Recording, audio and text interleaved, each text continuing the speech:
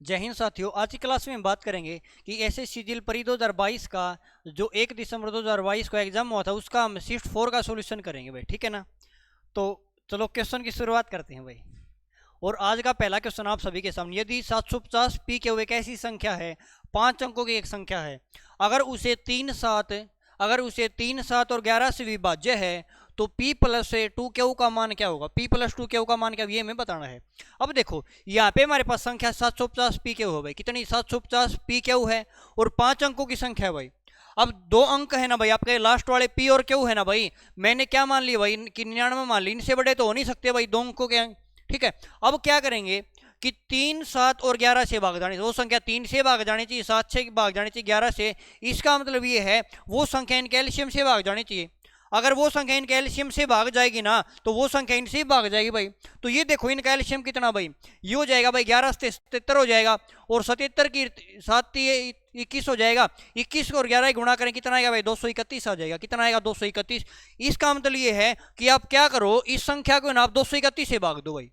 इस संख्या को और मैं 231 से भाग दूंगा ना भाई, अगर इसको 231 से भाग देंगे तो यहां से देखो जितना भी रिमाइंडर बचेगा ना, उस रिमाइंडर को हम इस संख्या में से घटा दें, हमें पता चल जाएगा भाई कि अगर ये पूरा पूरा भाग चला जाएगा ना तो हमारे पास पी के का मान 99 आ जाएगा। अगर कुछ रिमाइंडर बचता है तो उस रिमाइंडर को हम इसमें से घटा देंगे। अब यहां से अगर भाग करें ना भाई तो सबसे पहले किस पे जाएगा भाई, ये सबसे पहले 3 पे जाएगा, 3 पे जाएगा, 3 एक कम 3 आएगा, 3 3 9 आएगा, 3 दूनी 6 आ जाएगा भाई। यहाँ से रिमाइंडर कितना बचा भाई, यहाँ से जी 7 बचा, यहाँ से 5 बचा भाई, फिर हमने 9 ले लिया भाई।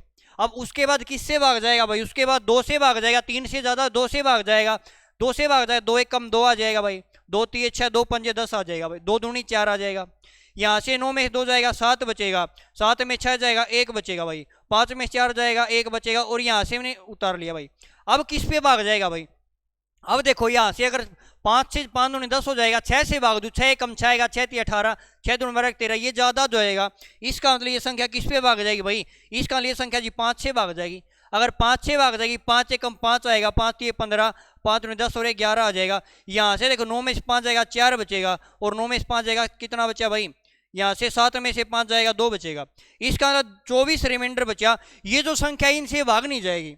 अब 24 रिमाइंडर बचा है ना, क्या करो, जो हमने 2 संख्या माननी थी 99, इसमें से अगर मैं रिमाइंडर को घटा दे तो भाई 9 में से 4 जाएगा 5 बचेगा, और 9 में 2 7 बचेगा। इसका मतलब ये संख्या हमारी पी क्यू का मान आ गया। इसमें ये वैल्यू हमारी पी हो जाएगी, ये वैल्यू क्यू। हमारे पास पी का भी मान है और क्यू का भी मान। क्वेश्चन ने पूछा क्या है, क्वेश्चन ने पूछा है पी प्लस 2Q का मान क्या होगा। अब पी का मान तो 7 है जी, पुट कर दो भाई, P प्लस 2Q की जगह वैल्यू पुट करो। P का मान 7 है, प्लस में 2Q 5 दूनी 10 हो जाएगा भाई, कितना हो जाएगा यहाँ से 5 और दूनी 10 हो जाएगा, 10 और 7 कितना आएगा भाई 17 आ जाएगा। तो इसका मान कितना आएगा भाई 17 आ जाएगा, और ऑप्शन नंबर आपका पहला राइट आंसर होएगा, सही जवाब होएगा। क्लियर है भाई कि हमने P प्लस Q का मान निकाला था, P का मान हमारे पास 7 है, Q का मान 5 है, तो 5 दूनी 10 और 7 17 हो जाएगा। ऑप्शन नंबर पहला राइट आंसर होएगा। चलो नेक्स्ट क्वेश्चन पर चलते हैं। अगला क्वेश्चन देखो भाई, क्या क्वेश्चन पूछा गया है कि 428 गुणा 428 गुणा 428 प्लस में 348 गुणा 348 गुणा 348, और नीचे हमारे पास है भाई, अगर ये कहूँ कि ए का स्क्वायर है माइनस बी का स्क्वायर। यहाँ पे देखो अगर फॉर्मूला समझाओ ना आपको, यहाँ पे एक फॉर्मूला लिखा हुआ क्या भाई, ऊपर देखे तो इसकी पावर 3 है, इसकी पावर 3 है, तो यहाँ से मैं कह सकता हूँ ये की पावर 3 है प्लस में बी की पावर 3 है। क्या कह सकते हैं भाई, अगर ए की पावर 3 और बी की पावर 3 को खोलता हूं मैं, फॉर्मूला क्या होता है भाई, ये होता है जी ए प्लस में बी, ए प्लस में बी और ए स्क्वायर प्लस के बी स्क्वायर माइनस में ए बी के बराबर होता है भाई, ठीक है। अब नीचे देखो भाई, अगर ये हमने ये फॉर्मूला होता ठीक है, अगर मैं इस फॉर्म में लिखूँ ना तो ये हो जाएगा ए प्लस के बी, ये हमने ए मान लिया और ये वाली वैल्यू हमने बी मान ली भाई। तो यहाँ से देखे ना तो ए क्यूब प्लस बी क्यूब है भाई, तो यहाँ फॉर्मूला अप्लाई करें, ये हो जाएगा जी ए प्लस के बी, तो ये हो जाएगा 428 और प्लस में 348 हो जाएगा ए प्लस के बी। अब यहाँ से देखे A square B square A B, इसका मतलब ये जी 428 का स्क्वायर है, ए स्क्वायर प्लस में ये बी स्क्वायर है भाई, ये किसका स्क्वायर 348 का स्क्वायर है, और माइनस के 2 ए बी हमारे पास, सॉरी यहाँ पे कितना भाई आपका माइनस का ए बी है, तो ए बी हमारा कितना आएगा भाई, ए का मान जी 428 है और बी का मान 348 है भाई, ठीक है।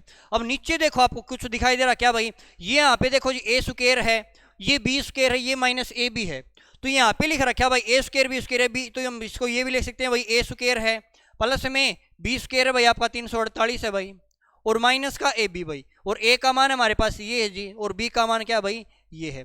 तो यहां से देखें ना भाई, तो इस टर्म से हमारी ये टर्म कट जाएगी, इस टर्म से हमारी अगर ये टर्म कट जाएगी, हमारे पास क्या बचेगा, डायरेक्ट ए प्लस बी बचेगा। तो इसको हम ऐड कर देंगे, ये हो जाएगा भाई, ऐड करेंगे 8 और 8 16 हो जाएगा भाई, 4 और 2 4 1 7 आएगा, और 4 और 3 7 आएगा, तो 776 आपका राइट आंसर होएगा, सही जवाब होएगा। लेकिन एग्जाम में इतना कैलकुलेटर नहीं करना, हमें डायरेक्ट पता भाई, क्या पता जी, ये ए क्यू माइनस बी का फॉर्मूला, जब इसको खोल लेंगे तो ए प्लस बी बनेगा, A square B square, A B से नीचे वाली टर्म कट जाएगी, तो हम डायरेक्ट क्या कर देंगे भाई, दोनों का जोड़ कर देंगे। क्लियर है भाई। चलो नेक्स्ट क्वेश्चन पर चलते हैं। अगला क्वेश्चन देखो क्या कहता है, दो संख्याओं का रेशियो 5:4 है, उन संख्याओं का HCF 4 LCM क्या होगा। कल भी ऐसा क्वेश्चन आया था।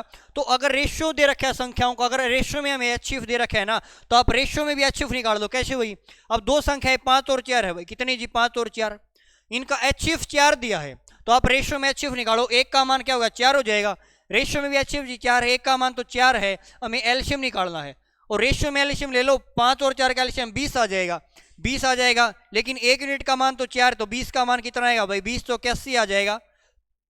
तो ऑप्शन नंबर आपका ए है, जो ऑप्शन नंबर 80 ना आपका भाई बिल्कुल राइट आंसर हो जाएगा, सही जवाब हो जाएगा। क्लियर भाई। चलो नेक्स्ट क्वेश्चन पर चलते हैं।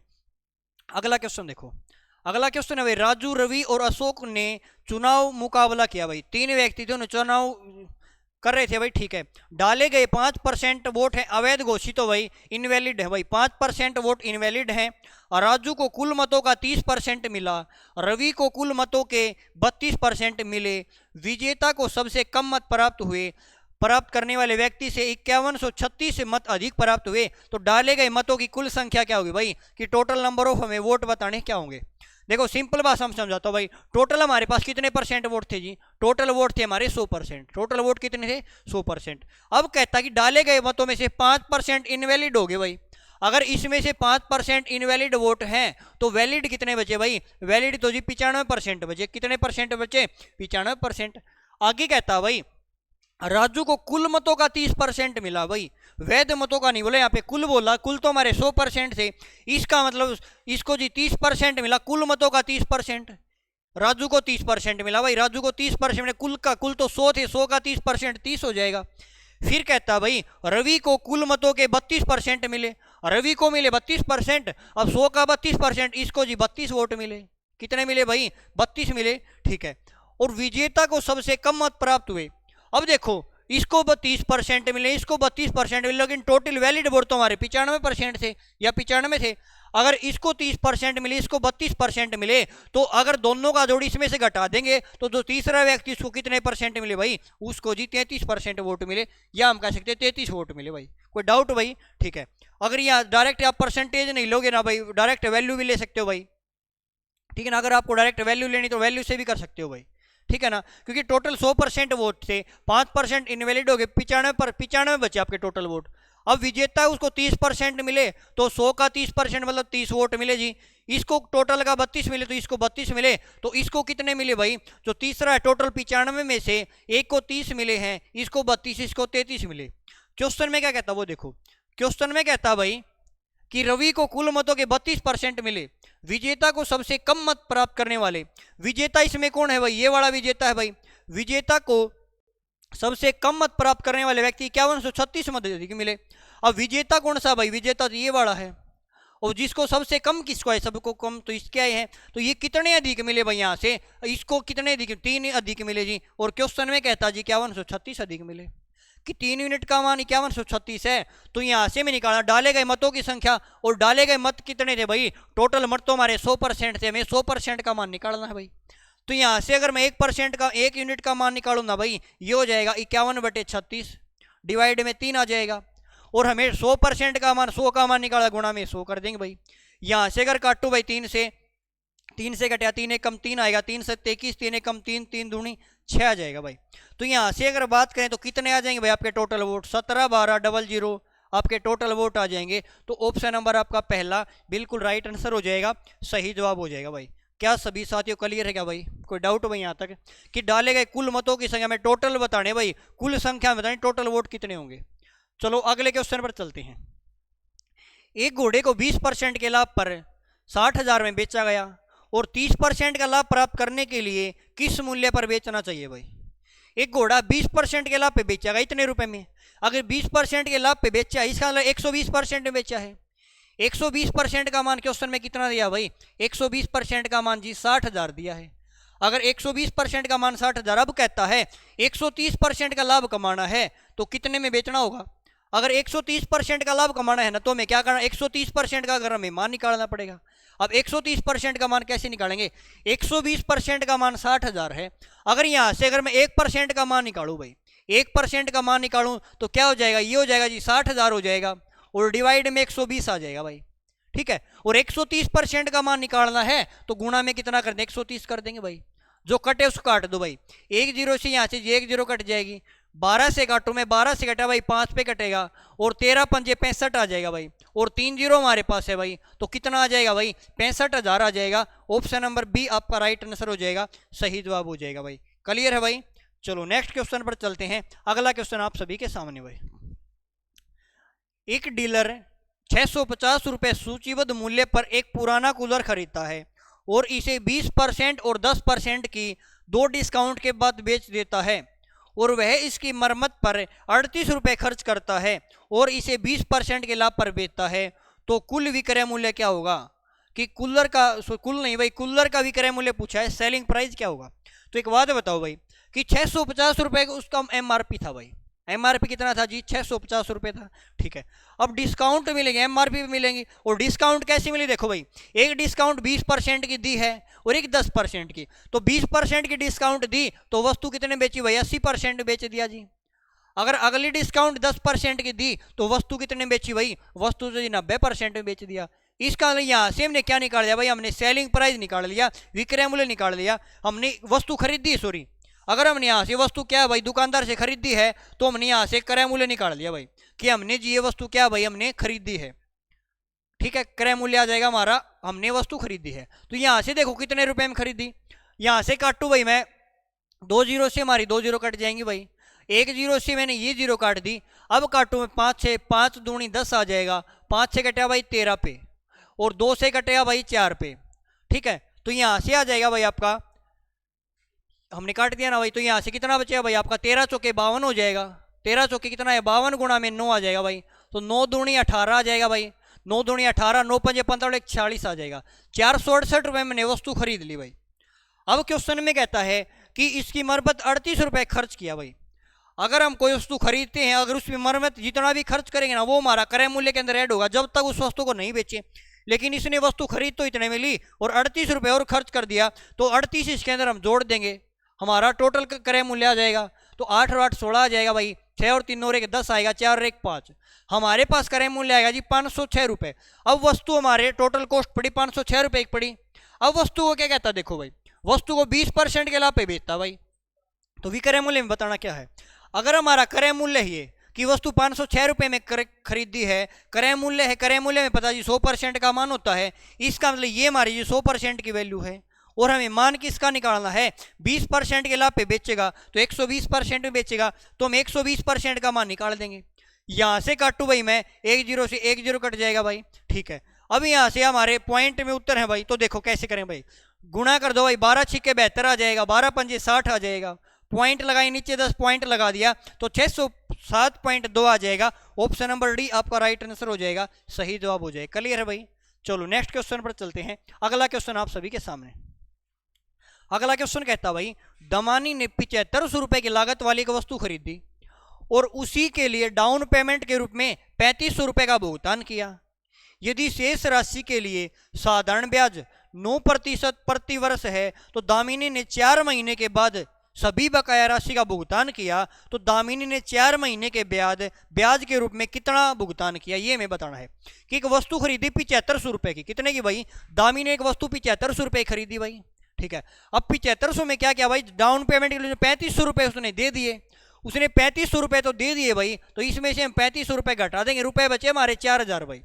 अब 4000 रुपए है ना भाई, उसकी डाउन पेमेंट की भाई उसने, सॉरी 4000 रुपए है वो रुपए बचे, अब उन पे ब्याज मिलेगा। अब क्वेश्चन में देखो क्या कहता है भाई, शेष राशि के लिए साधारण ब्याज की दर 9% है और 4 महीने के बाद बकाया राशि का भुगतान कर दी, 4 महीने में दे देती भाई।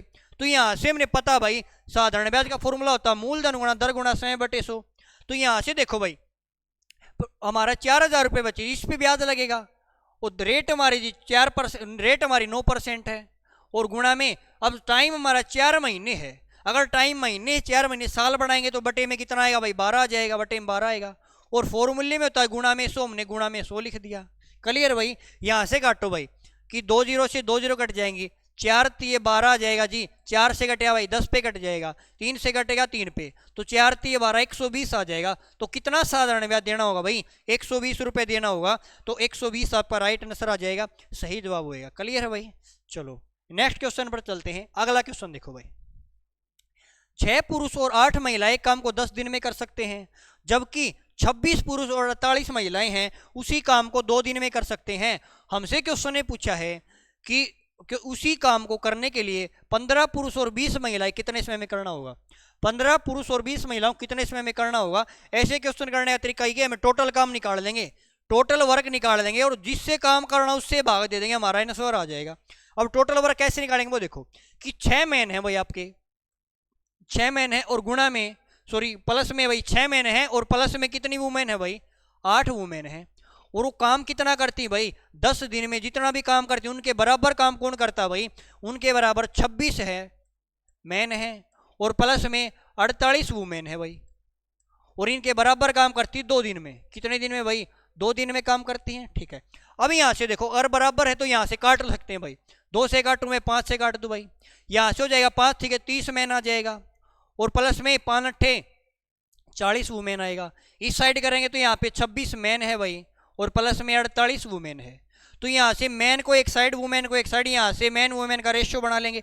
अगर यहाँ से डायरेक्ट में रेशियो बनाओ ना भाई, तो ये 30 मैन है, 26 मैन ये है, घट जाएगा, यहाँ से 4 मैन बचेंगे। इस साइड हमारे पास 40 वुमेन, ये इस साइड जाएगा तो 8 वुमेन बचेंगे। अगर यहाँ से मैन अगर वुमेन का रेशियो बनाऊँ मैं, तो यहाँ से 8/4 आ जाएगा, तो यहाँ से 4 दूनी 8 और 4 एक कम 4, 2 एक रेशियो आ जाएगा कि मैन एक दिन में 2 काम करता है, वुमेन एक दिन में 1 काम करती है। अब टोटल काम हमें निकालना है, तो किसी भी इक्वेशन में रखो भाई, चाहे इस इक्वेशन में रख दो चाहे इस वे, टोटल काम तो हमारे बराबर रहेंगे। अगर मैं इसी इक्वेशन में रखता हूँ भाई, ये इक्वेशन क्या थी भाई कि 6 मैन है जी, और प्लस में 8 वुमेन काम को 10 दिन में करते हैं भाई, तो टोटल काम आ जाएंगे। यहाँ से मैन की जगह 2 पुट करेंगे, 6 दूनी 12 आ जाएगा भाई, प्लस में वुमेन की जगह 1 8 एक 8 आएगा, 12 और 8 20 आ जाएगा, और 20 गुणा में 10 कितना आ जाएगा भाई, टोटल काम हमारे 200 आगे जी, हमारे टोटल काम कितने आगे, 200 आगे। अब बाकी किससे करवाना है भाई, जो काम करेगा उससे। अब काम तो कौन करेगा, 15 मैन करेगा भाई, काम कौन करेगा, इस साइड लिख देता हूँ भाई मैं कि काम करेगा जी 15 मैन, और प्लस में 20 वुमेन। अब मैन की जगह 2 पुट करना है, हमें वुमेन की जगह 1 पुट करना है, तो यहाँ से 15 दूनी 30 आ जाएगा, और प्लस में 20 एक कम 20 आएगा, 30 और 20 50 करना है भाई, 50 से भाग देंगे तो कितने दिन में हो जाएगा भाई, 4 दिन में काम कंप्लीट हो जाएगा। तो ऑप्शन नंबर सी आपका राइट आंसर हो जाएगा, सही जवाब हो जाएगा। क्लियर है भाई। चलो नेक्स्ट क्वेश्चन पर चलते हैं। अगला क्वेश्चन आप सभी के सामने, ये तो आसान सा क्वेश्चन है भाई। 36 लीटर डीजल ट्रक में 492 किलोमीटर चलता भाई, 36 लीटर डीजल टैंक में 492 चलता है, तो 33 लीटर में कितना किलोमीटर चलेगा। इस प्रकार समझे भाई, 36 लीटर है ना, उसमें चलता है भाई, कितना चलता है भाई, 492 जी, तो 33 किलोमीटर 33 लीटर में कितना चलेगा ये मैं बताना है। अगर 36 लीटर में चलता है इतना, तो 1 लीटर में कितना कम चलेगा, कम के लिए भाग करते भाई, 492/36 आ जाएगा। लेकिन हमें निकालना जी 33 लीटर में कितना चलेगा। अब 33 लीटर में पूछा है ना भाई, 33 लीटर कितना, गुणा में कितना कर दो भाई, 33 कर दो। यहाँ से देखो भाई, काटो भाई, किससे कैसे कटा, यहाँ से 3 से काटे भाई, 3 एक कम 3 आ जाएगा, 3 दूनी 6 आ जाएगा, 3 से कटे भाई 11 पे कट जाएगा। ठीक है भाई। अब हमें पता है ये संख्या अगर इससे कटेगी तो 11 का मल्टीपल देख लो कौन सा है भाई, यहाँ से 11 का मल्टीपल है क्या भाई, यही है 11 का मल्टीपल, यही हमारा जवाब हो जाएगा भाई। या आगे सोल्व करो भाई, 12 से काटे भाई, 12 चौके 48, 12 एक कम 12 आ जाएगा, यहाँ पे 11 एक कम 11 आएगा, 11 चौके 44 और 1 45 आ जाएगा, 451 किलोमीटर चलेगा। ऑप्शन नंबर सी आपका राइट आंसर हो जाएगा। और वैसे ही देख लेते हमने 11 का मल्टीपल है तो एक ही हमारा ऑप्शन होगा। क्लियर है भाई। चलो अगले क्वेश्चन पर चलते हैं। अगला क्वेश्चन, यदि राम एक निश्चित यात्रा अपनी सामान्य गति से 60% में तय करता है, सामान्य गति 60% में तय करता है, यदि वह 36 मिनट की देरी से गंतव्य तक पहुंचता है, तो गंतव्य तक पहुंचने में उसका सामान्य समय क्या है भाई, उसका जो यूजुअल टाइम है भाई, उसका सामान्य समय क्या है। ठीक है, तो देखो 60% हमारा कितना होता है भाई, फ्रैक्शन याद होनी चाहिए, डायरेक्ट 60% हमारा कितना होता है भाई, 3/5 होता है जी। इसका अगर उसकी सामान्य जो चाल है ना भाई, उसकी जो स्पीड है सामान्य चाल, अगर पहले 5 थी तो अब 3 चाल से चलता है भाई। हमें पता है जो स्पीड का रेशियो टाइम के रेशियो का उल्टा होता है भाई। या तो आप रेसिप्रोकल कर दो भाई कि 1/5 1/3 हो जाएगा, फिर उसका एलसीएम से गुणा कर देंगे। या अगर डायरेक्ट हम 2 के केस में ना भाई डायरेक्ट इंटरचेंज कर दो भाई, तो टाइम का रेशियो 3 और 5 हो जाएगा। अगर पहले 3 समय लगता था तो अब 5 समय लगता है जी। तो समय में तो लेट हुआ भाई, और 2 यूनिट लेट हुआ है। क्वेश्चन में क्या था 36 मिनट, इसका मतलब 2 यूनिट का मान कितना भाई 36 है, तो 1 का मान कितना आएगा 18 आएगा। 1 का मान 18 क्वेश्चन ने पूछा है। गंतव्य तक पहुंचने में उसका सामान्य समय क्या था, अब सामान्य समय तो 3 यूनिट लेता था। अगर 1 यूनिट का मान 18 है तो 3 यूनिट का मान भाई 18 गुणा में 3 हो जाएगा, तो कितना आ जाएगा भाई 54 आ जाएगा। 54 आपका राइट आंसर हो जाएगा, सही जवाब हो जाएगा। क्लियर है भाई। चलो अगले क्वेश्चन पर चलते हैं। ये हमारा भाई टेलीग्राम चैनल है भाई, कि जो आपका टेलीग्राम चैनल है भाई आपका ये बिंटू सर मैं टेलीग्राम चैनल, इसको ज्वाइन कर लेना भाई। जितनी भी आपकी जो पीडीएफ है भाई, जितनी भी आपकी पीडीएफ है भाई, सॉल्यूशन वाली पीडीएफ है भाई, तो यहाँ पे टेलीग्राम चैनल में आपकी ज्वाइन हो जाना भाई। वहाँ पे आपको सॉल्यूशन वाली पीडीएफ मिल जाएंगी, तो आप एक उनका रिवीजन कर सकते हैं। क्लियर भाई। चलो क्वेश्चन पर चलते हैं। अगला क्वेश्चन देखो, बहुत ही जबरदस्त क्वेश्चन है भाई। किसी निश्चित दूरी का 2/3 भाग है वो 45 किलोमीटर पर आवर की स्पीड से, और 1/4 भाग है ना भाई 1/4 भाग है वो 60 किलोमीटर पर आवर की चाल से चलता है, और शेष भाग 75 किलोमीटर पर आवर की चाल से चलता है। पूरी यात्रा के दौरान औसत चाल क्या होगी, 2 स्थान तक बतानी है। अब एक बात बताओ, औसत चाल हमारी एवरेज स्पीड पता होनी चाहिए हमें, क्या होती है भाई। एवरेज स्पीड होती है जी टोटल डिस्टेंस और अपॉन में टोटल टाइम। बस ये कंसेप्ट हमें पता होना चाहिए भाई। अगर हमें एवरेज स्पीड निकालनी है ना भाई, हमें पता होनी टोटल दूरी कितनी पार की और टोटल समय कितना लिया, एवरेज स्पीड निकाल सकते हैं। अब देखो क्वेश्चन कैसे करेंगे भाई। ये 1/3 भाग है दूरी का, ये 1/4 भाग है भाई, 1/3 भाग, ये 2/3 भाग है, ठीक है। और शेष दूरी, अब एक बात मान लो भाई, क्या कि दूरी ऐसी मान लो जिसका हम 2/3 भी निकाल सकते हैं और 1/4 भी निकाल सकते हैं। हमने क्या किया, नीचे वाला एलसीएम ले लिया, 4 थी 12, हमने दूरी को एज्यूम कर लिया, दूरी हमने 12 किलोमीटर मान ली भाई। दूरी कितनी मान ली जी 12 किलोमीटर मान ली, ठीक है। अब कहता है कि दूरी का 2/3 भाग 45 किलोमीटर पर आवर की स्पीड से चलता है। अब दूरी 12 थी, अगर इसका 2/3 भाग करूं मैं तो कितना आ जाएगा भाई, या इसके 12 का 2/3 करेंगे भाई, तो यहाँ से 2/3 भाग है ना भाई, तो यहाँ से 3 चौके 4 8 आ जाएगा भाई, कि 8 किलोमीटर की दूरी है ना जी, वो किस स्पीड से जाता है भाई 45 किलोमीटर पर आवर की स्पीड से जाता है भाई, ठीक है। आगे कहता है जी 1/4 भाग 1/4 है भाई, 12 का 1/4 कितना आएगा 3 आ जाएगा जी। और 3 किलोमीटर की दूरी है ना, वो जाता है भाई 60 किलोमीटर पर आवर की स्पीड से, ठीक है भाई 60 किलो पर आवर की स्पीड से। अब शेष दूरी 8 और 3 11 दूर होगी, टोटल दूरी 12 थी, तो कितनी बची भाई 1 किलोमीटर बची। और 1 किलोमीटर की दूरी है ना भाई, वो किस स्पीड से जाता है जी 75 किलोमीटर पर आवर की स्पीड से जाता है, 75 किलोमीटर पर आवर की स्पीड से जाता है। अब एवरेज स्पीड निकालेंगे, टोटल दूरी बटे हम टोटल समय। अब एवरेज स्पीड, टोटल दूरी तो हमारे पास है जी, टोटल दूरी तो 12 किलोमीटर है, क्या टोटल समय हमारे पास नहीं है। समय कैसे निकालेंगे वो देखो, अगर स्पीड 45 किलोमीटर प्रति घंटा है, इसका मतलब ये जी 45 किलोमीटर की स्पीड है ना भाई 60 मिनट में जाता भाई, 45 किलोमीटर दूरी 60 मिनट में जाएगा, तो 1 किलोमीटर दूरी कितने मिनट में जाएगा जी 60/45 मिनट में जाएगा। और हमें दूरी तो 8 किलोमीटर जाता है ना, तो 8 किलोमीटर जाने कितना से गुणा में 8 कर देंगे, 15 × 45, 15 चौके 60 आएगा, तो यहाँ से आ जाएगा जी 8 चौके 32/3 मिनट का समय आ जाएगा। यहाँ पे 32/3 मिनट का समय लिया। यहाँ पे देखो 3 किलोमीटर जाना, स्पीड 60 किलोमीटर प्रति घंटा, अगर 60 किलोमीटर प्रति घंटा 60 मिनट में जाता भाई, अगर 60 मिनट में 60 किलोमीटर जाएगा तो 3 किलोमीटर कितने मिनट में जाएगा 3 मिनट में, 3 मिनट का समय यहाँ पे आ गया जी, 3 मिनट टाइम यहाँ पे आ गया। यहाँ पे और टाइम निकाल दो भाई। अगर 1 किलोमीटर जाना है जी 75 किलोमीटर पर आवर की स्पीड का मतलब है भाई 75 किलोमीटर की दूरी जी 60 मिनट में तय करता है, तो 1 किलोमीटर कितनी देर में जाएगा जी 60/75 आ जाएगा, 15 चौके 60, 15 5 75 भाई 4/5 मिनट यहाँ पे आ जाएंगे। अब डिस्टेंस आपको जो एवरेज स्पीड बताइए, टोटल दूरी बटे हम टोटल समय, टोटल दूरी तो हमारे पास जी 12 है, टोटल समय और ले लो भाई, यहाँ से समय को जोड़ दे 32/3 मिनट ये हैं भाई, आपकी समय जोड़ेंगे 32/3 मिनट ये हैं, प्लस में 3 मिनट ये हैं, और प्लस में 4/5 मिनट ये हैं। या तो आप इनके एलसीएम से गुणा करवा दो भाई, या यहाँ से इनका एलसीएम लूँ मैं, या एलसीएम तो 15 आ जाएगा, 3 × 15, तो यहाँ से 5 × 10 5 × 15 116 160 किलोमीटर ये आ जाएगी, प्लस में 1 से भाग दे 15 × 45 किलोमीटर ये आ जाएगा, और प्लस में 5 × 4 × 12 5 × 3 चौके 12 ये आ जाएगा भाई, ठीक है।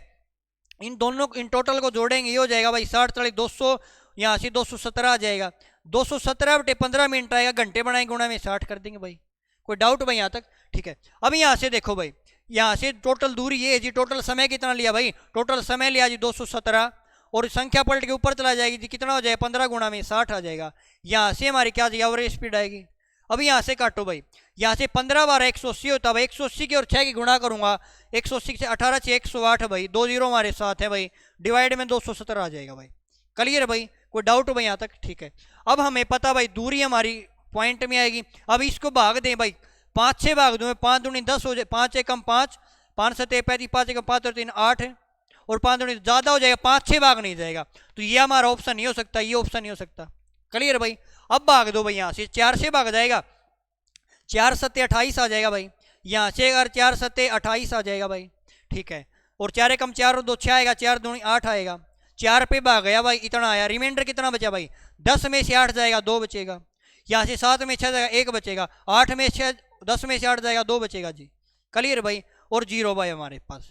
अब फिर भाग दें तो भाई किस पे भाग जाएगा, 5 से भाग दें तो 5 दूनी 10 जाएगा, लेकिन 5 से ज़्यादा पे भाग जाएगा, क्योंकि 5 से भाग जाएगा तो लगभग 1085 पे जाएगा, लेकिन यहाँ पे 5 पे भाग नहीं जाएगा। इसका अलावा आगे भाग जाएगा, आगे भाग जाएगा लगभग हमारा 49 पॉइंट समथिंग पे जाएगा भाई। तो ये हमारा राइट आंसर हो जाएगा, सही जवाब हो जाएगा। ये हमारी एवरेज स्पीड होगी भाई। क्लियर है ना भाई? एग्जाम में पूरा भाग नहीं करना, मैं अगर अप्रोक्सीमेटली दे रखा है तो आगे भाग नहीं करेंगे। क्लियर भाई? चलो नेक्स्ट क्वेश्चन पर चलते हैं। अगला क्वेश्चन देखो भाई क्या दिया है, A square plus B square plus C square minus 1024 है और बराबर 2 के दिया है। नीचे दिया भाई A B minus B C minus C A है, और ए प्लस बी है ना भाई वो 5 सी के बराबर दिया है। कंडीशन दी है भाई सी है ग्रेटर देन 0, सी 0 से बड़ा है भाई, सी बड़ा है 0 से। हमें मान बताना, सी का मान क्या हो, सी की वैल्यू हमें बतानी क्या होगी। तो देखो भाई, अगर ऊपर वाले क्वेश्चन को चेक करें, ये हो जाएगा जी ए स्क्वायर प्लस में बी स्क्वायर और प्लस में सी स्क्वायर, ठीक है, माइनस में 1024 है। अगर मैं इसको दूसरी साइड ले जाऊं तो ये हो जाएगा भाई माइनस का 2ab, और यहां से हो जाएगा माइनस का 2ab, यहां से प्लस का 2bc प्लस का 2ca हो जाएगा, क्योंकि ये वैल्यू माइनस में है और ये माइनस माइनस माइनस प्लस हो जाएगा। ठीक है भाई।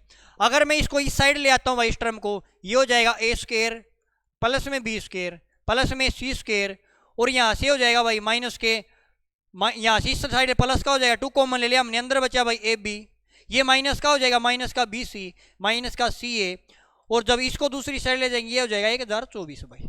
क्लियर भाई? अभी यहाँ से एक फॉर्मूला बन रहा है भाई, ये यहाँ से अगर चेक करूँ ना भाई, यहाँ से एक फॉर्म देखो, यहाँ पे ए बी भाई फॉर्मूला किसका बना है वो देखो, ए प्लस बी प्लस सी, ए प्लस बी प्लस सी, यहाँ पे कुछ वैल्यू माइनस में है। अब माइनस में देखो ए बी है, यहाँ पे प्लस है जी, इसका ए बी तो प्लस है, लेकिन इन दोनों में कॉमन क्या है, उनमें कॉमन सी, इसका सी की वैल्यू माइनस में है, तो यहाँ से सी का मान हमने माइनस में ले लिया, सी का मान माइनस में ले लिया। ये फॉर्मूला बन गया भाई ए प्लस बी प्लस सी का स्क्वायर, और किसके बराबर भाई 1024 के बराबर है। स्क्वायर दूसरी साइड रूट में चला जाएगा तो हमें पता भाई ए प्लस बी माइनस का सी है ना भाई, 1024 किसका स्क्वायर होता है 32 का भाई, 32 का स्क्वायर होता है भाई। अब a प्लस बी का मान क्वेश्चन में कितना दिया भाई, a प्लस बी तो जी 5c के बराबर है। इसकी जगह मैं 5c रख दूं भाई तो ये हो जाएगा 5c में c जाएगा 4c बचेगा, और 4c 32 के बराबर है, तो c का मान कितना आएगा जी, c का मान 4 से काटेंगे 8 आ जाएगा, और हमें c का मान फाइंड करना था, तो 8 हमारा राइट आंसर हो जाएगा, सही जवाब हो जाएगा। क्लियर है भाई? चलो अगले क्वेश्चन पर चलते हैं। p प्लस क्यू 6 है, p क्यू 4 दिया है, और हमसे पूछा p cube plus Q cube का मान क्या होगा। हमसे क्या पूछा भाई कि p की पावर 3 प्लस क्यू की पावर 3 का मान क्या होगा। हमें एक फॉर्मूला पता भाई, इसका फॉर्मूला किसके बराबर होता है, p प्लस के क्यू, या हम कह सकते हैं p प्लस क्यू का स्क्वायर, p प्लस क्यू है उसका स्क्वायर माइनस में 3p क्यू भाई, ये फॉर्मूला लगा देंगे भाई। अब वैल्यू पुट कर दो भाई, इसका मान तो हमें चाहिए, जिसका मान हमारे पास है क्या, बिल्कुल है भाई 6 है, ठीक है। अब इसका स्क्वायर 6 का स्क्वायर 36 हो जाएगा, और माइनस में पी क्यू का मान 4 4 3 कितना है 12 हो जाएगा, इसमें से 12 घटा देंगे तो 6 में 2 जाएगा 4 बचेगा, 3 में से 1 जाएगा 2 बचेगा, 24 गुणा में 6 है भाई, तो 6 चौके 24, 6 दूनी 12 और 2 14, 144 आपका राइट आंसर हो जाएगा, सही जवाब हो जाएगा। या दूसरा फॉर्मूला लगा सकते हैं भाई कि पी प्लस क्यू वाला फॉर्मूला भी लगा सकते हैं भाई, ये वाला फॉर्मूला लगा सकते हैं भाई, पी प्लस क्यू की क्यूब करें किसके बराबर होती है भाई, पी की पावर 3 क्यू की पावर 3 प्लस में 3 पी क्यू और p प्लस के क्यू, ये भी लगा सकते हैं भाई, ठीक है, तो हम डायरेक्ट भी लगा सकते हैं। क्लियर भाई? चलो नेक्स्ट क्वेश्चन पर चलते हैं। अगला क्वेश्चन देखो भाई, 8 सेंटीमीटर त्रिज्या वाले दो समान वृत्त हैं, एक दूसरे को इस प्रकार प्रतिच्छेद करते हैं भाई, इस प्रकार इंटरसेक्ट करते हैं कि प्रत्येक एक दूसरे केंद्र से होकर गुजरता भाई, तो उनकी जो उभयनिष्ठ जीवा है ना भाई, कॉमन है कोल्ड भाई, उभयनिष्ठ जीवा की लंबाई क्या होगी। तो यहां से एक मैं वृत्त बनाता हूं भाई, एक सर्कल बना लेते हैं भाई, कि हमारा एक सर्कल है भाई, एक ये सर्कल है भाई, और हमने एक ये सर्कल बना लिया भाई। क्लियर है? ठीक है भाई। क्वेश्चन में क्या था जी, ये वाला सेंटर है इसका भाई, कि इसका जो सेंटर है भाई और इसका सेंटर है भाई, ये वाली दूरी बराबर है, क्योंकि इसकी जो रेडियस है वही रेडियस इसकी भाई। ठीक है, क्योंकि दूसरे एक दूसरे केंद्र से होकर गुजरते, बिल्कुल केंद्र से गुजरते हैं। इनकी रेडियस 8 सेंटीमीटर है भाई, रेडियस है जो 8 सेंटीमीटर, ये वाली रेडियस 8 सेंटीमीटर भाई, क्योंकि इसकी भी 8 होगी भाई, इसकी भी 8 हो जाएगी। ठीक है, अब क्वेश्चन में देखो क्या कहता है भाई, क्वेश्चन ये कहता है कि उभयनिष्ठ जीवा की लंबाई में बतानी है क्या होगी। अब उभयनिष्ठ जीवा की बात करें ना भाई, तो हमारी उभयनिष्ठ जीवा क्या हो जाएगी भाई, अगर मैं ये वाली जीवा है ना भाई, ये इसकी उभयनिष्ठ जीवा हो जाएगी, इसकी हमें लंबाई बतानी क्या होगी, और इसकी लंबाई कहाँ तक, यहाँ तक, ये वाली लंबाई बतानी क्या होगी। अगर ये हमारी 8 सेंटीमीटर अगर इसमें बीच से जाएगी तो ये हमारा आधी हो जाएगी, इसका ये 4 सेंटीमीटर हो जाएगी, और ये अगर इसको मिला दो ये रेडियस हो जाएगी, और रेडियस तो जी हमारी 8 थी, ये 8 हो जाएगी। अब ये वाला है 90 डिग्री बन गया भाई यहाँ पे, और हमें इसकी टोटल लंबाई बतानी है। अगर मैं इसकी लंबाई निकाल लूँ, ये वाली लंबाई और ये भी हमारी रेडियस है, और ये वाली लंबाई तो बराबर होगी, ये वाली तो बराबर होगी। अगर मैं ऊपर वाले निकाल लेता हूँ, इसका 2 गुना कर दूँ, ये आ जाएगी। अब ये तो हाइट है भाई, या तो इस प्रकार, अगर यहाँ पे ये मिलाऊं भाई मैं इसको, देखो अगर मैं इसको मिला देता हूँ, इसको मिला देता हूँ भाई, हमारे पास एक हिसाब से देखें, नीचे वाली भुजा 8 है, ये भी 8 और ये भी 8 है, तो यहाँ से एक हमारी समबाहु त्रिभुज बनेगी। ठीक है ना भाई, कौन सी त्रिभुज बनेगी भाई, इक्विलेटरल ट्रायंगल समबाहु त्रिभुज। और अगर मैं समबाहु त्रिभुज के अंदर हाइट निकाल दिया, हाइट होती थी √3/2a, और ए हमारी भुजा होती, भुजा तो इसकी 8 है, गुणा में 8 कर दिया, तो 2 चौके 8 आएगा, हमारी ये आ जाएगी 4√3। ये वाली इतनी भुजा है ना हमारी, 4√3 आ जाएगी भाई। अगर ये 4√3 है तो नीचे वाली भी 4√3 होगी भाई, ये वाली भी 4√3 है, तो टोटल कितनी हो जाएगी भाई, अगर 4√3 और जोड़ देंगे तो ये हो जाएगी जी 8√3 हो जाएगी। कितनी हो जाएगी, 8√3 हो जाएगी, और ऑप्शन नंबर आपका पहला बिल्कुल राइट आंसर हो जाएगा, सही जवाब हो जाएगा। क्लियर है भाई, कोई डाउट हो यहाँ तक? चलो नेक्स्ट क्वेश्चन पर चलते हैं। अगला क्वेश्चन देखो भाई, अगला एक बहुत ही शानदार क्वेश्चन है भाई। देखो, एक 65 सेंटीमीटर व्यास वाले वृत्त में, एक 65 सेंटीमीटर व्यास वाले वृत्त में 42 सेंटीमीटर की लंबाई की एक जीवा खींची जाती है। उस वृत्त की 42 सेंटीमीटर लंबाई वाली जीवा से एक अन्य समानांतर जीवा खींची जाती है जिसकी लंबाई 40 मीटर है। तो न्यूनतम दूरी कितनी होगी भाई, उनके बीच की न्यूनतम दूरी हमें बतानी है, शॉर्टेस्ट डिस्टेंस। तो देखो भाई कैसे करेंगे उस क्वेश्चन को, देखो कि एक वृत्त लेता हूँ भाई, एक वृत्त ले लिया भाई हमने, एक वृत्त ले लिया भाई, अच्छी प्रकार समझना भाई, बिल्कुल समझ में आएगा। ठीक है, अब कहता कि 58 सेंटीमीटर व्यास वाला, अगर ये सेंटर है भाई इसका, ये इसका एक सेंटर है भाई, ठीक है जी, सेंटर ले लिया भाई हमने, ये सेंटर है। अब कहता है कि वृत्त के 42 सेंटीमीटर लंबाई की जीवा खींची जाती है भाई। एक हमने कोर्ड खींची 42 सेंटीमीटर की भाई, ये हमने एक जीवा ले ली भाई, इसकी लंबाई 42 सेंटीमीटर है। ठीक है, अगर इसकी लंबाई 42 सेंटीमीटर, अगर ये केंद्र इसको मिला दूं भाई मैं, तो ये इसको जीवा को 2 बराबर भागों बांटेगा। और ये वाली दूरी है ना भाई, अगर मैं इसको मिला देता हूं, ये तो इसकी रेडियस हो जाएगी। अगर व्यास 58 सेंटीमीटर है तो रेडियस कितनी हो जाएगी, रेडियस तो 29 हो जाएगी। सेंटर हमने ओ मान लिया, यहाँ पे एक राइट एंगल ट्रायंगल बन गई। ठीक है, अगर ये टोटल रेडियस जो हमारा जो डायमीटर 58 था, तो रेडियस आधी हो जाएगी, ये वाली तो जी रेडियस 29 हो जाएगी। ठीक है, आगे देखो, और वृत्त 42 सेंटीमीटर की एक जीवा है। अगर जीवा ये टोटल 42 सेंटीमीटर की थी तो ये वाली 21 रह जाएगी, ये वाली 21 रह जाएगी। अगर ये 90 डिग्री ट्रिपलेट बनेगा, अगर ये 21 है, ये 29 है, तो हमें पता भाई 21 का कौन सा ट्रिपलेट हो, ये 20 हो जाएगा जी, क्योंकि ट्रिपलेट हमारा कौन सा होता है भाई, 20, 21 और 29 वाला ट्रिपलेट बनेगा भाई। ट्रिपलेट हमें याद रखने भाई, ट्रिग्नोमेट्री में अलजेब्रा में बहुत काम आएंगे भाई। ठीक है ना, हमें पता चल गया जी ये भुजा कितनी है भाई, ये हमारी भुजा जी 20। ठीक है, आगे क्वेश्चन में कहता जी, उसी वृत्त में 42 सेंटीमीटर लंबाई भुजा वाले जीवा से एक अन्य समांतर जीवा खींची जाती है, जो ये वाली इसकी समानांतर एक और खींची जाती है, और जिसकी लंबाई 40 मीटर है। अगर 40 मीटर तो जीवा इससे नीचे होगी, अगर इससे नीचे है तो हमने नीचे खींच दी भाई। और इस जीवा की लंबाई कितनी भाई, ये जीवा जिसकी लंबाई 40 मीटर है, कितनी भाई, 40 मीटर। अब एक बात बताओ भाई, क्या बात, अगर ये 40 मीटर, अगर मैं इसको आगे बढ़ा दूं भाई, अगर मैं इस भुजा को यहाँ से आगे बढ़ा देता हूं भाई, अगर ये 40 मीटर है नीचे वाली, तो ये हमारी भुजा 20 आ जाएगी, ये हमारी भुजा 20 आएगी, या इस साइड वाली कर लो, ये भी 20 आ जाएगी। अब यहाँ से देखो, अगर मैं इसको मिला दूं भाई, ये भी इसकी रेडियस हो जाएगी, जो वृत्त की क्या है भाई रेडियस है। अब ये 29 है रेडियस, तो ये भी 29 हो जाएगी भाई। कितनी हो जाएगी, या इस प्रकार समझो भाई, अगर मैं इसी साइड बना देता हूँ भाई कि जो यहाँ पे मिलाएंगे ना, ये इसकी रेडियस हो जाएगी। अब ये वाली तो रेडियस 29 रहेगी भाई। अब ये 20 है भाई और ये 29 है, तो ये पूरी कितनी आ जाएगी भाई। अगर ट्रिपलेट का यूज करें तो 20, 21, 29 वाला ट्रिपलेट क्या था भाई, अगर ये 20 है ये 29 है, तो ये कितना है, ये टोटल है ना जी। ओ से मैंने ए मान ली, ये डी पॉइंट दे दिया कुछ, तो ओ ए है ना भाई, ये टोटल कितनी हो जाएगी, ओ ए वाली कितनी हो जाएगी भाई 21 हो जाएगी, क्योंकि ये भुजा हमारी कितने आ जाएगी, टोटल 21 आएगी। क्वेश्चन में पूछा है न्यूनतम दूरी क्या होगी, जो ये वाली दूरी है ना भाई, डी ए की लंबाई पूछी है। क्या पूछा है भाई, डी ए की लंबाई क्या पूछी है, ये बताना। एक बात बताओ, टोटल ओ ए है ना जी, वो तो 21 है। अगर ओ ए में से डी ओ घटा दूं मैं, ओ ए में से क्या करूं भाई, अगर ओ ए में से जी, अगर ओ ए में से मैं अगर डी ओ घटा दूं, कितना घटा दूं भाई, डी ओ घटा दूं, तो हमारे पास डी ए आ जाएगा। क्या जाएगा, डी आएगा।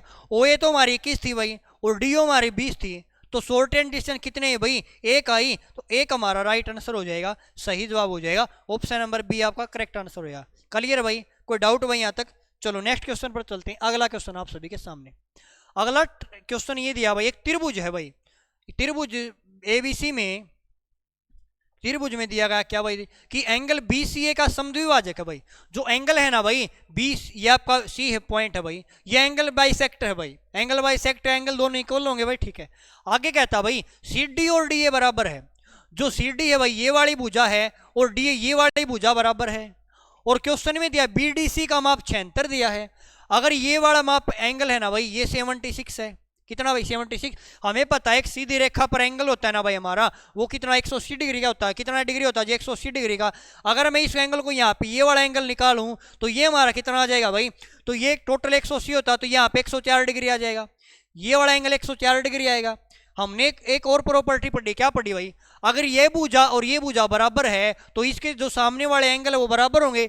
इस भुजा के सामने एंगल बराबर होगा, इसके सामने एंगल, इसका ये वाला एंगल और ये वाला एंगल दोनों एंगल बराबर होंगे भाई। क्या बात क्लियर भाई।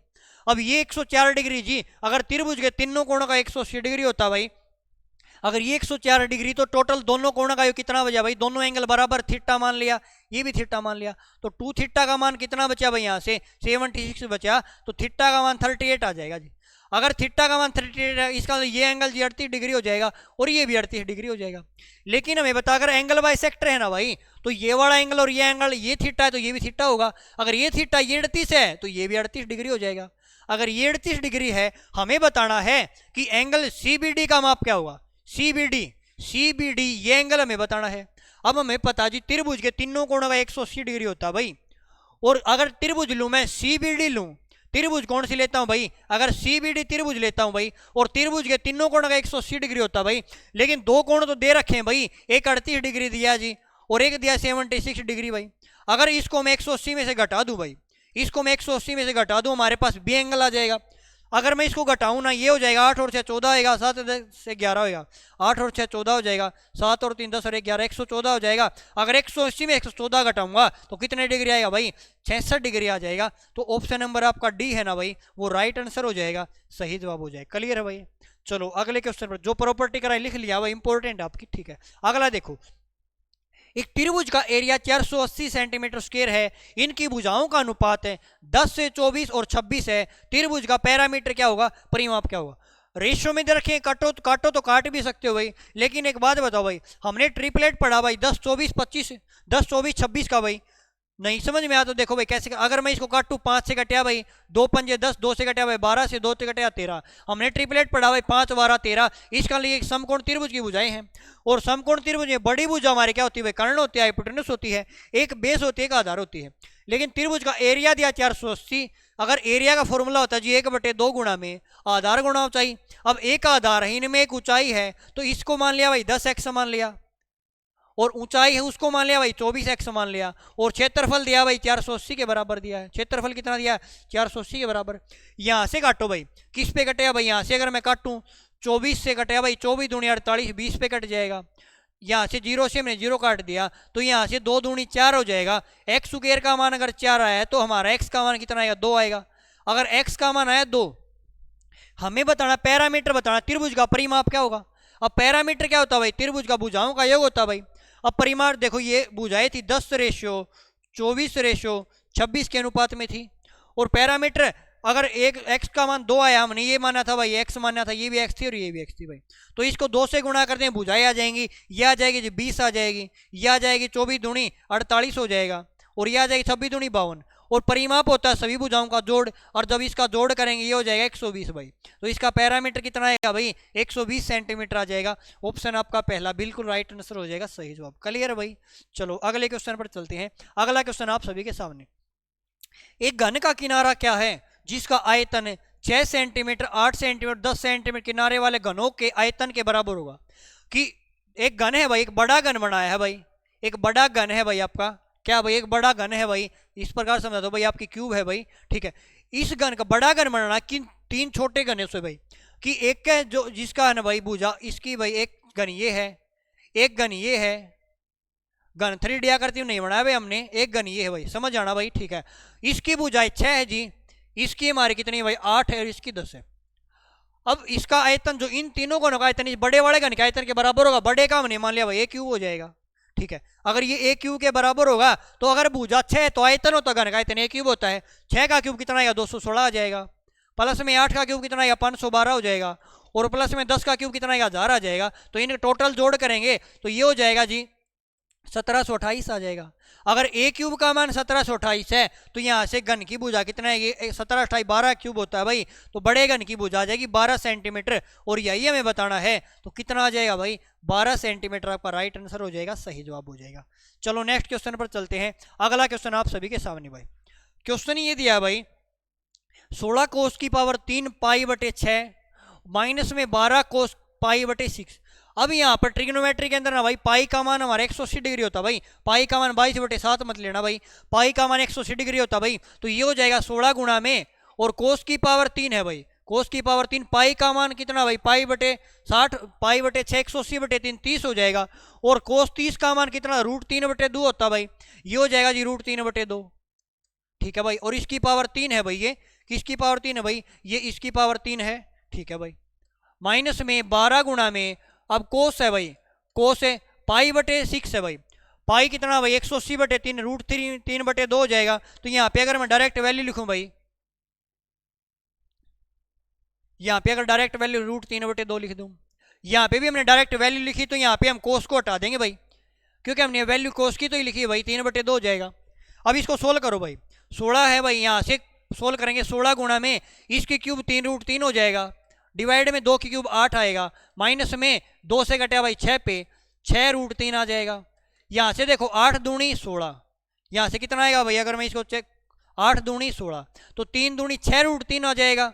6√3 में से अगर 6√3 जाएगा तो कितना बचेगा 0 बचेगा, तो 0 आपका राइट आंसर हो जाएगा, सही जवाब हो जाएगा। क्लियर भाई। कुछ नहीं किया भाई, हमने यहाँ पे वैल्यू पुट की भाई, पाई का मान 180 होता भाई, 180/6 साइन कोस 30 डिग्री √3/2 था, इसकी पावर 3 कर दी भाई, माइनस 12 कोस है भाई, कोस 30 का मान √3/2 तक कर दिया भाई। यहाँ पे कैलकुलेट किया भाई, काट दिया, ये 6√3 ये भी 6√3 माइनस से 0 आ जाएगा। क्लियर भाई। चलो अगले क्वेश्चन पर चलते हैं भाई। अगला क्वेश्चन देखो भाई क्या दिया, कोस ए का मान दिया है भाई, कोस ए 9/41 है भाई। अगर इस प्रकार से आ जाए, हम क्या करो, एक राइट एंगल ट्रायंगल बना लो भाई, हमने एक राइट एंगल ट्रायंगल बना ली। अब कोस ए का मान 9/41 है भाई, अब कोस ए है ना भाई, उसका मान जी 9/41 दिया है। अब हमें पता कोस क्या होता है भाई, बेस अपॉन हाइपोटेनस होता है, ये हमारा होता है बेस अपॉन हाइपोटेनस। अगर हाइपोटेनस 41 है, बेस 9 है, तो हमें ट्रिपलेट पता भाई 9 40 41 होता भाई, 9 40 41 ट्रिपलेट बनता है। अगर ये भुजा 9 41 है तो ये हमारी भुजा कितनी होगी भाई, ये हमारी भुजा जी 40 हो जाएगी। क्लियर है। क्वेश्चन ने पूछा है कोट ए का मान क्या होगा। अब कोट ए का मान हमसे पूछा है, और कोट क्या होता भाई, अगर यहां से कोट ए का मान पूछा है, अब हमें पता भाई टेन है ना जी, टेन क्या होता भाई, परपेंडिकुलर अपॉन बेस होता भाई, और टेन का उल्टा कोट होता, तो ये हो जाएगा बेस अपॉन में परपेंडिकुलर हो जाएगा। और बेस कितना, बेस तो 9 है, और परपेंडिकुलर कितना 40 है, तो 9/40 हमारा क्या आ जाएगा भाई, 9/40 हमारा ऑप्शन नंबर पहला बिल्कुल राइट आंसर हो जाएगा। कोट थीटा हमसे पूछा है तो कितना आ जाएगा भाई, 9/40 आएगा। क्लियर है भाई। आगे चलें भाई।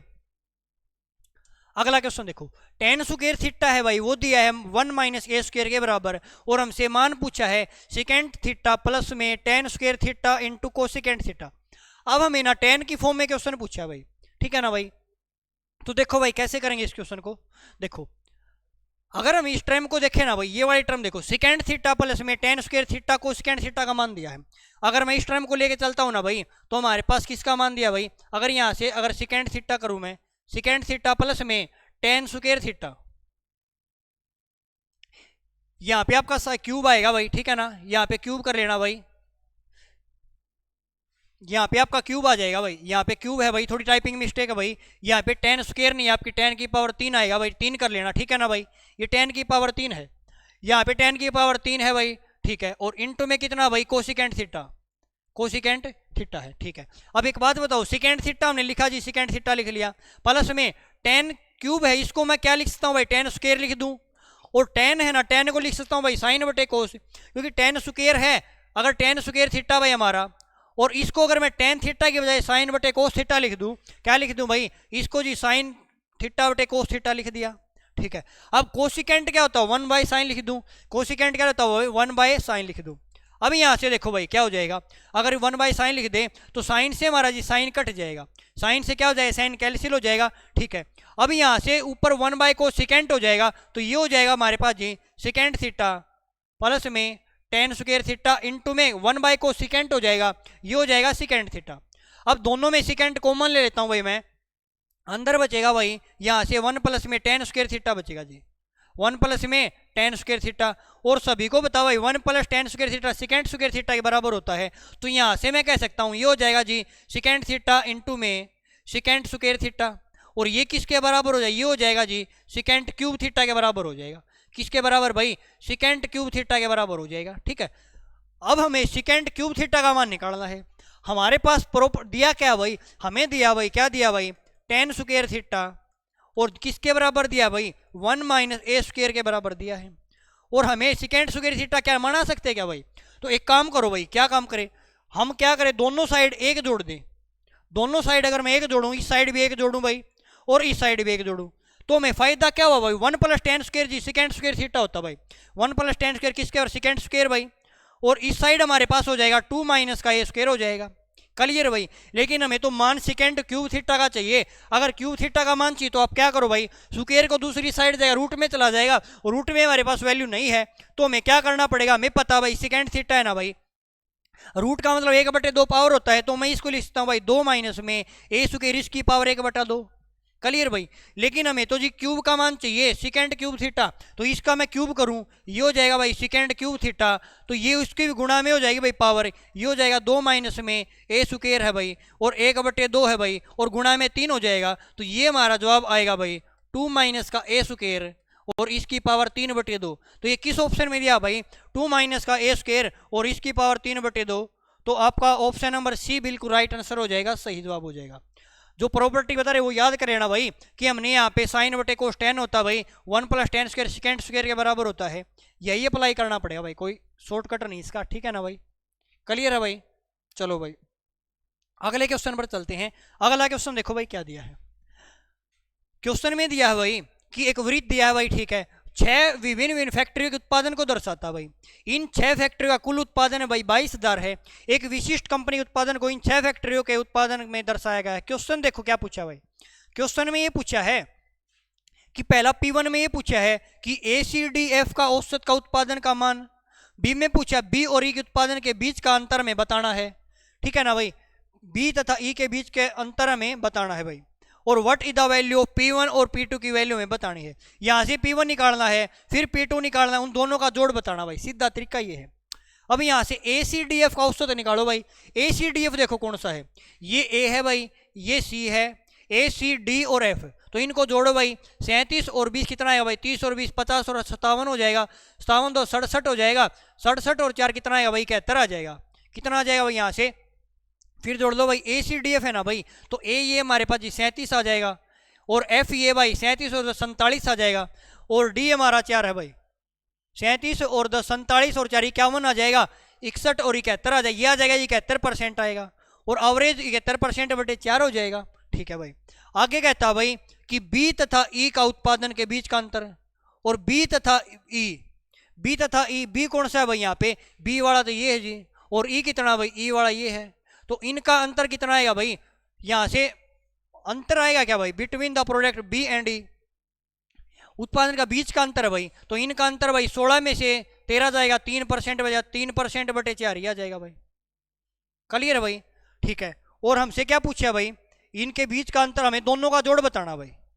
यहां से सबसे पहले तो क्या करो भाई, पहले ये निकाल लो भाई, और फिर ये निकाल लो, और फिर दोनों को क्या करो भाई, जोड़ देंगे। तो यहां से करो भाई, अगर मैं इसका 71% निकालता हूं भाई, यहां से इसका 71 बटे 4 एवरेज निकालें भाई, तो ये कितना आएगा भाई, ये हमारा 22,000 है। और इसका मैं 71% निकालता हूं भाई, क्योंकि 73% औसत मान निकालना 71% हो जाएगा भाई, ठीक है। तो इसका 71% हटाएंगे बटे में 100 गुणा में 4 भाई। तो यहाँ से काटो भाई, मैं 2 जीरो से 2 जीरो कट जाएगा जी, 4 से काटो भाई, 4 पंजे 20 आ जाएगा, और 4 पंजे 20 आ जाएगा। क्लियर भाई, ठीक है। अब देखो इनकी गुणा कैसे करेंगे भाई, 55 को मैं लिखता हूँ भाई 11 गुणा में 5 और गुणा में 71 हो जाएगा। अब ऐसे तोड़ा, क्योंकि आप डायरेक्ट गुणा कर सकते हैं, डायरेक्ट 55 के साथ तो नहीं कर सकते, आप कर सकते कैसे भाई, 5 एकम 5 आएगा, 5 सत्ते 35 आ जाएगा भाई, 5 एकम 5, 5 सत्ते 355 आ जाएगा भाई, और गुणा में 11 करना भाई, तो गुणा 11 पंजे 55 आएगा, 11 पंजे 55 और 5 60 आएगा, और 11 तिये 33 और 6 कितना 39 आएगा। इसका मान है जी 39,05, ठीक है। अब 3/4% इसका मान और निकालो भाई, इसकी वैल्यू थी जी 22,000, और इसका 3/4% नहीं बटे में 2 जीरो, 2 जीरो से 2 जीरो कट गया, 4 से कटा भाई, 4 पंजे 20 आ जाएगा जी, 4 पंजे 20 आएगा, 3 पंजे 15, 3 पंजे 15 116 भाई, 165 ये आ जाएगा भाई। हमने कहीं मिस्टेक कर दी क्या भाई,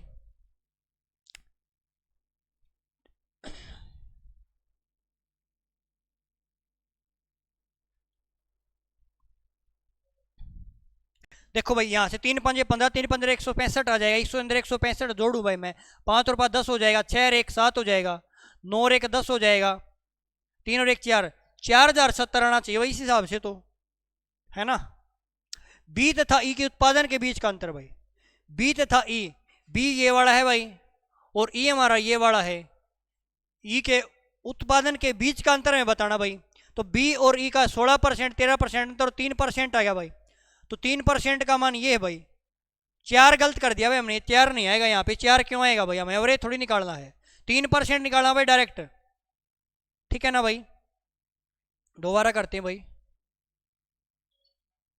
क्योंकि हमें क्वेश्चन में क्या दिया है, हमें कहता जी बी तथा ई के उत्पादन के बीच का अंतर हमें चाहिए, या तो जी 16% या 13 उत्पादन अंतर तो हमारा 3% आया, तो हमें क्या करना भाई, 22,000 है, इसका 3% निकाला, परसेंट बटे में 100 आएगा, 2 जीरो 2 जीरो घटे 22 66 आ जाएगा भाई, 660 इसके अंदर ऐड कर दो भाई, 660 अगर ऐड करूं 5 हो जाएगा, 6 हो जाएगा, 9 और 6 15, 3 और 1 4, 45 65 आपका राइट आंसर आ जाएगा भाई, ऑप्शन नंबर डी बिल्कुल करेक्ट आंसर हो जाएगा, सही जवाब। क्लियर भाई, क्योंकि इसमें तो मैं एवरेज निकाला था, इसीलिए 4 से भाग किया, क्योंकि 4 संख्याएं हैं। इसमें कहता कि बी और सी का उत्पादन का अंतर हमें बताना है, तो डायरेक्ट हमने परसेंटेज में बता दिया, और परसेंटेज से हम डायरेक्ट न्यूमेरिकल वैल्यू में ले आए। क्लियर भाई, चलो अगले क्वेश्चन पर चलते हैं।